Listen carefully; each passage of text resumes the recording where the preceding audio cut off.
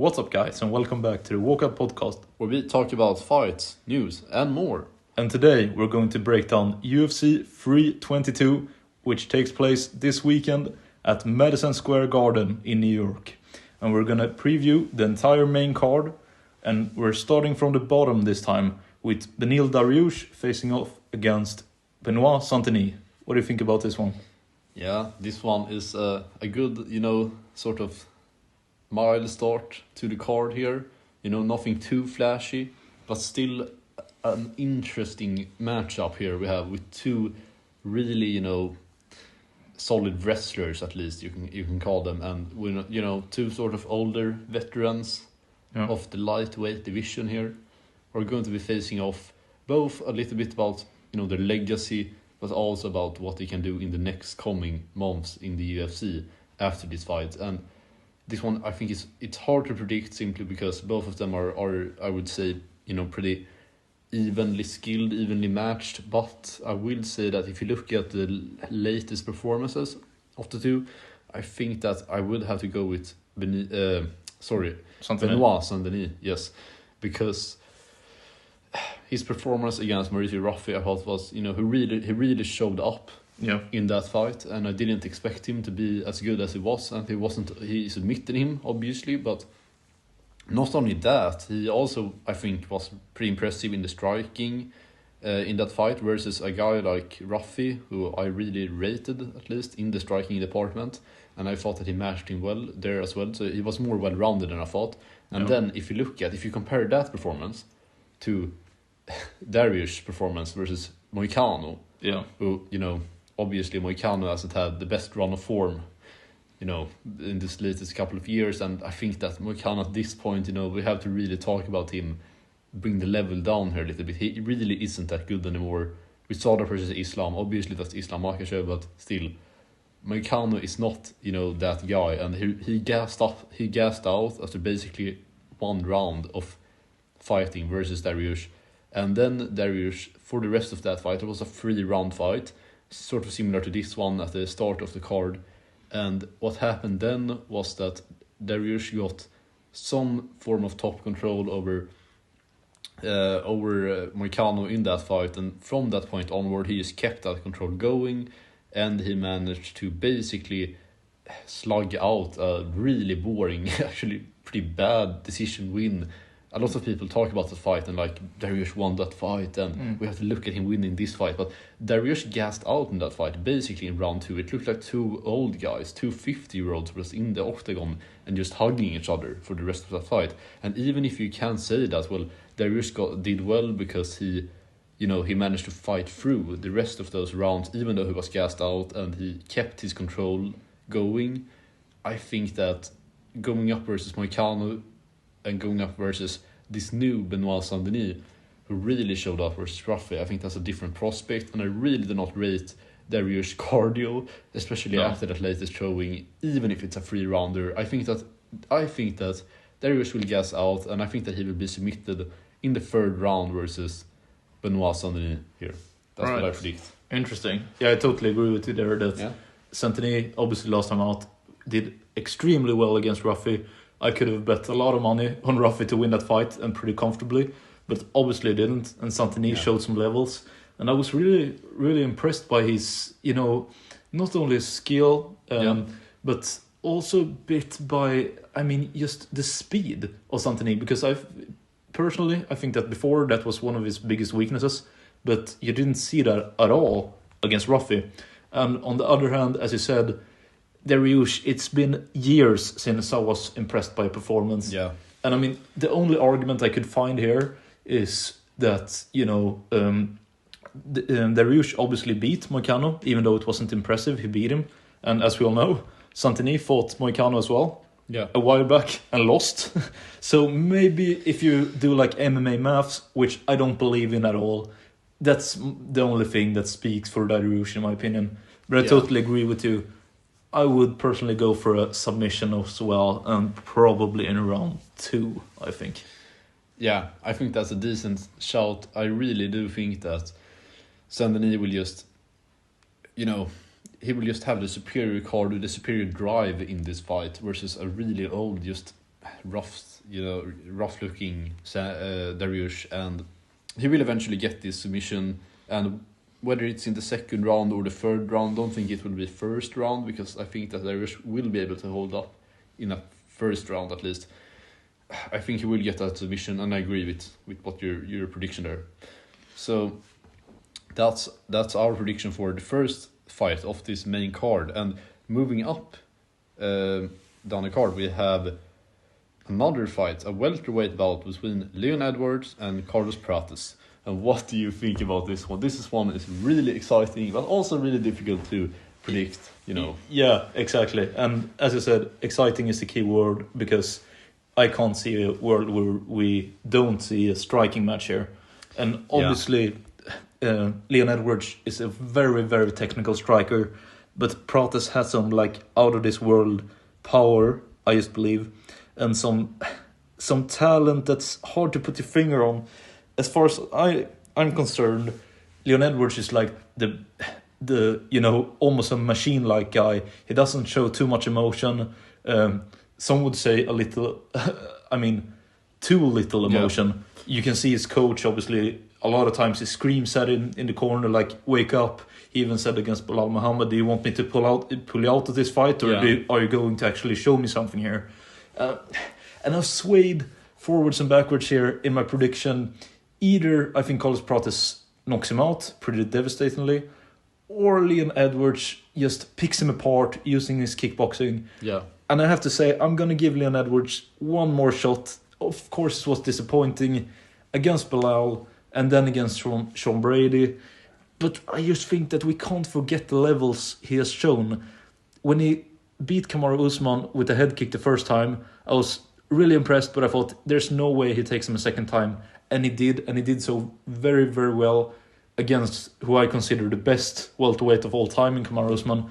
Beat him twice, back-to-back, and then went on to beat another great welterweight, we have to say, Colby Covington, very easily as well. So even though he has 2 losses, I can't look past the skill of Leon Edwards and how well-rounded he is. Yeah. So, but I am aware, of course, that Carlos Prates has some amazing power. Do you think differently? I mean, a point I've heard being brought up is that Carlos Prates obviously had that loss against Ian Gary, and that showed that he might not be the best at managing a fight. Do you agree with that, or how do you see this one playing out?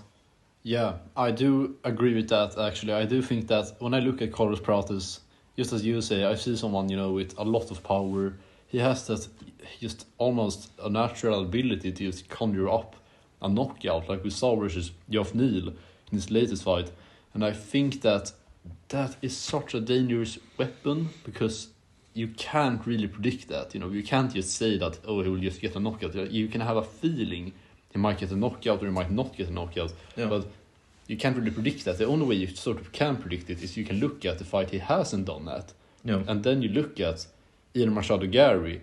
And the way I look at him and the way I look at Leon Edwards, what you said before about Leon Edwards, he doesn't have a lot of emotion. He picks people apart with his kickboxing, with his skill in the striking. And the more I think about it, the more I'm thinking that Leon Edwards will be the guy, just like Gary did. I think that he will be able to avoid that knockout power of Carlos Prates, and I think that he will actually just pick him apart, almost glide towards a decision win, or not glide, but I think he will manage to fight well, and I think that he will get a unanimous decision win in this fight versus Carlos Prates. Because when I look at Carlos Prates, just like Geoff Neal isn't really that good. He's almost actually more of a wrestler even than a striker, and still I think that fight looked pretty close in the first round. Obviously Prates landed a bit more and he had some more power shots, and he did knock him out, obviously, we can't forget that, but he did knock him out. He didn't put up a striking clinic, essentially, is what exactly. I mean. Yeah. And the problem with that, when you have someone, so for example, if we compare this to the really great, the really great guys who knock people out, but also put up a striking clinic, so Ilia Topuria, Tom Aspinall, the really great here, the thing with them is that all of these guys are also well-rounded, both defensively and offensively, and in the wrestling as well, So they have several opportunities, other weapons to to lean back on. Yeah. When you have a guy like Conor Prates, where he only really has this weapon, he's backed up against the wall, and he pulls out a random spinning elbow and knocks someone out. That is an unreliable weapon, and we saw that versus Gary. And I think that unreliability will come out again in this fight, and he will be looking for the opportunity, he will be opening up, he will be eating strikes left and right, kicks from Leon Edwards, and I think that Leon Edwards will reach a unanimous decision here. That's my verdict. Do you agree with that? Or yeah, I actually do. Different? Yeah. If he wins, which I think he does, I'm also really leaning towards a decision, because of course he has that power, but that was a while ago. He knocked out Kamaru Usman, and since then it hasn't shown as much. He has barely even wobbled people too much. So I think it's going to be... I'm just relying on the fact that Leon Edwards can use his kickboxing and his footwork and a bit of his reach here as well, and just move around the cage, having Prates just follow him, but not get a bit frustrated maybe. Yeah. And then even possibly just, capitalize on some errors from Prates, where it shows that Leon Edwards is the world-class kickboxer, which I don't believe that Prates is. So, but I do agree with you that I think a decision win, possibly unanimous, for Leon Edwards is the most likely outcome here as well. Yeah, and also just something I wanted to add is that, speaking about the latest fight for Leon Edwards versus Sean Brady, that's a completely different opponent. Someone who has world-class wrestling, someone who Islam Makhachev is comparing himself to and saying, this is a guy that's similar to me. Yeah. So we have to, look at that fight, and we have to say that Sean Brady is probably a really, a great, well-rounded prospect, completely different from Carlos Prates. And Leon Edwards will not go into this fight thinking, I really need to be careful about the takedowns from Carlos Prates. No, he will basically be thinking, I just need to keep my distance. I just need to hit him over and over again with some kicks, with some strikes, and I will win this fight. Yeah. And I think that probably, just like you said before, Leon Edwards, he fights like a robot, and that in this kind of fight, I think it will be his key to victory almost. Yeah, against some of the more dynamic guys, it can be an hindrance. Yeah. But like a guy like Prates, I totally agree that it can be a strength. Yeah. And what I think gets slept on a little bit, just to close this one out, is, looking at the odds, Carl Prates is a huge betting favorite here, which I just don't get, because his wins, while they are spectacular, they aren't against that high of a level, basically. No. If he had gotten a spinning elbow knockout against Ian Gary, then we're talking. Yeah. But he does that. He styles on the easier competition, and then when the levels get up, what did he do against Ian Gary? Well, he lost, quite clearly. And Leon Edwards, on the other hand, has lost against Belal Muhammad, who is a very, very good guy for the division. And he also lost against Sean Brady, who is one of the possibly top 3 or 4 welterweights in the world. And other than that, he beats almost everyone. So I don't really think that a lot of people realize the levels on show here. Just because Prates has gotten a bit more wins lately, they are against lesser opposition. And I think that gets slept on a bit. Yeah, I completely agree. I think there's a lot of hype behind Prates simply because of the way that he wins, his knockouts. Yeah. And I think that people are not really paying attention to his overall game, right? Exactly. So, moving on, we have another really interesting fight. Speaking of someone that we mentioned, actually, Sean Brady here. We have another welterweight bout between Sean Brady and Michael Morales. One of the probably highest, except for the main event. Yeah. This is probably the highest level fight in the welterweight division, that can be made right now, maybe. A really exciting one here. It's not often we see two guys. Morales is literally undefeated. Yeah. And Brady, if I'm not wrong, has only had one loss to Belal Muhammad, right? Yeah. A couple of years ago. Exactly. Right? And he's come on leaps and bounds since then. So this is a really, really interesting one. And while Morales is undefeated, I always think that it's important that we look at who they've faced. Because if you have a couple of losses, but they are against top guys, that's more impressive than a guy who's undefeated but hasn't really fought that many people.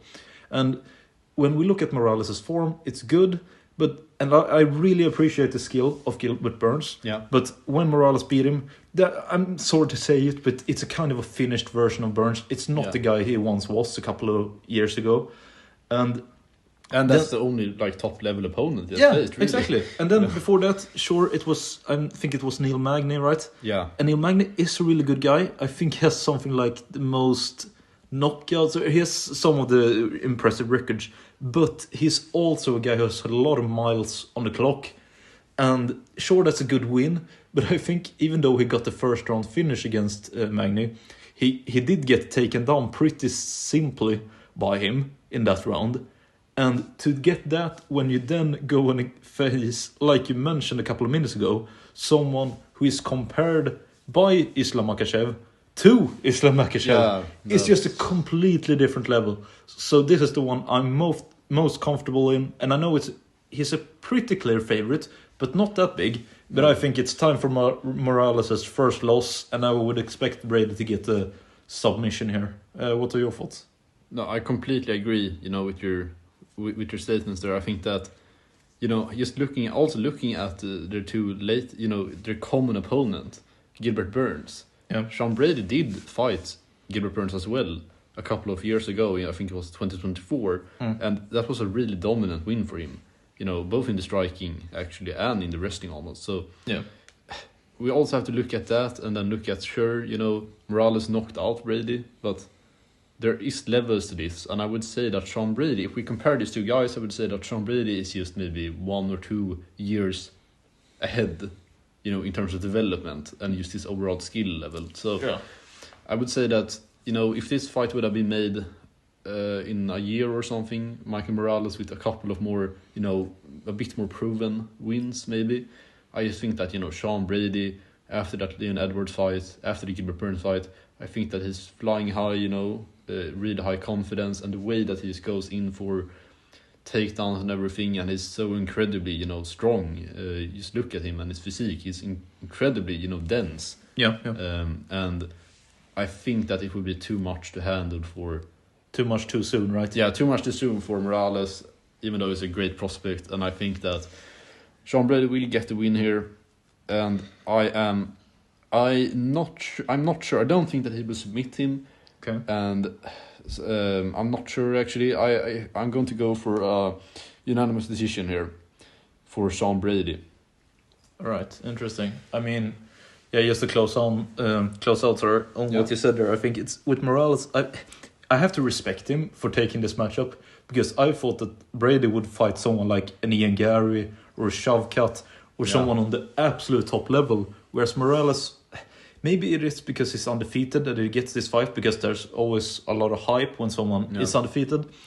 But he hasn't had that next step up. Going from a really old and losing Gilbert Burns to Sean Brady, it's an incredible jump. Yeah. And if he wins, all respect, but I don't see it's too large of a jump. I mean, Sean Brady, as you said, he went from Burns to then Edwards, who came off a loss. Yeah. That's a lot more reasonable, in my opinion. But for Morales to go to Brady, who is one of the absolute best guys in the division, just from a win against Gilbert Burns, of course, it can work out if he has the confidence, but I can't see it, to be honest. No. But sorry, you said a points win, right? And I'm going to go with the submission. Okay, yeah. Which, of course, he can win on points. But I think he's going to try and make a bit of a statement. And honestly, I believe that he can get a title shot if he wins this via some spectacular submission or knockout or something like that. Or maybe it's a number one contender fight. But even that will be more likely if he gets a spectacular win, right? Yeah. No, I agree with that. And I think that, it might happen. Because, as we talked about, we haven't seen Morales at the top level, except for Burns. And that wasn't really a top level Burns anymore. And Sean Brady fought the more difficult version of Burns himself and won very, very, clearly. And also fought Leon Edwards, who, although he came off a loss, I think that people look at that fight simply because Leon Edwards lost that fight. People look at him and underrate him now almost. And I think that we're going to see that against, like we talked about, against Prates. Yeah. Leon Edwards is not that. He is a bit finished. He's not that finished. No. So. Sean Brady is ahead, just like we talked about. He's more experienced, he's ahead. He has lost before, he has come back from that loss and reasserted himself. He doesn't want to lose again. and he won't lose this time. I don't think so. No, just a quick point as well to close out. I think that an interesting aspect to see is of course Sean Brady went into the Leon Edwards fight, which I believe was in England, and Leon Edwards had a crowd behind him, but Sean Brady came in and obviously took it very well, and had a lot of pressure on him to main event a fight night. But now we've heard a lot of the fighters in the build-up here, a lot of the ones who aren't experienced, going to Madison Square Garden. I mean, probably the most legendary venue for fighting there is in the world. And to step up there, especially for Sean Brady as an American, it's a very, very big moment. That is very true. I didn't actually think of that, really. So if he can handle, I mean, we don't know him personally, we don't know how he deals with that pressure. Yeah. Maybe it makes him even better, perform even better. Or maybe, just maybe, that can be something that makes him crumble a bit. We're not sure. We're going to have to find out on Saturday. Find out, but he strikes me more as the type of guy who would just, he'd just step up on that cage, especially after, going against a hostile atmosphere, and he'll just step up in there and he will just say, welcome, Morales. And as the crowd, this is my place, this is my, this is my arena, this is my cage. Yeah, you're in here with me. It's not me who's in there with you. You're in there with me, and I'm gonna show you, what it's like. And he's gonna look at this, and it's probably gonna be like, I need to do this just to get that title shot, to get closer to that title. He isn't gonna think about Morales. I'm gonna look at him and think that that's the guy who's gonna stop me. I think he's gonna look at Morales and be like, that's the guy you gotta get past. Yeah, just to get to the title.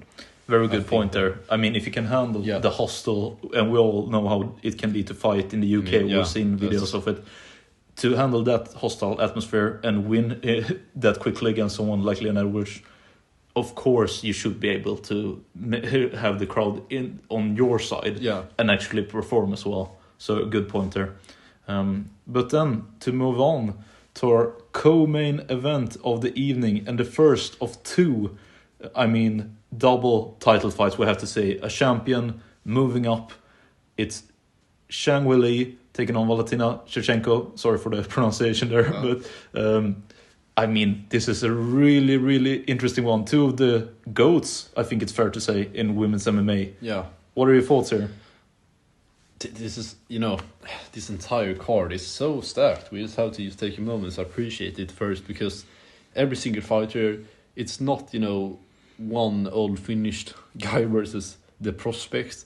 It's always, two who are very evenly matched, and some are older, some are younger, but there's a lot of quality in every single fight, and there are really good matchups, and they're very close. And I think that this fight definitely falls under that category. This might be the biggest women's fight for years. Yeah, possibly. Totally. It's very, very, it's a super fight essentially, almost. You have to call it, because it is. And it's difficult to predict, because Valentina Shevchenko, she's been in there for a long, long time. She's been very dominant. She has lost, but she's also come back. And she's always managed to keep going, and just as we've seen in the last couple of years, and get wins and get back that title. And the problem is, though, eventually everyone runs out of steam, Yeah.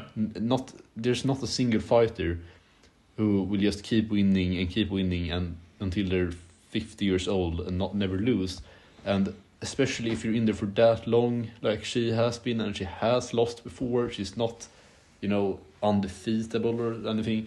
For me, Weili, just her level versus Tatiana Suarez, I think was really good. Yeah. And she completely overwhelmed her, and that's pretty uncommon almost for women's MMA. Yeah. I think that most fights are quite close, even when there's a clear skill gap. There's, it's not very often that you see someone winning. I think she won by pretty big decision, good big scoreline, and that's not that common. So for me, will this be too much to handle for Weili, the step up? It's difficult to say, but I don't think so. And I think I will go with Weili decision win here, but a close decision win, because we have to still put respect on Valentina Shevchenko's name, and she's been there for a long time. She's the reigning champion of the flyweight division, and Yeah, it's a really. What do you think about it? Because I think it's a difficult fight to predict. It really and I need is. to hear something else here before I really make my final decision. You know.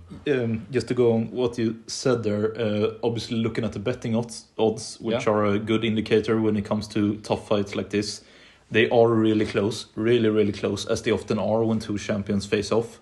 And two such dominant champions, has to be said as well. It's not like the main event that we'll get onto, where there is one newly crowned champion, and the odds can be slightly more in one's favor. But this one is really close, and as you said, it's very close in terms of it being, not close, actually very clear that they favor a close fight and one that is quite grappling heavy, and not with a lot of action, since the odds are in favor of a decision win for either fighter, and the odds obviously on the bout as well are very close. Personally, I also favor Zhang Weili, but that's more on what I've seen from her.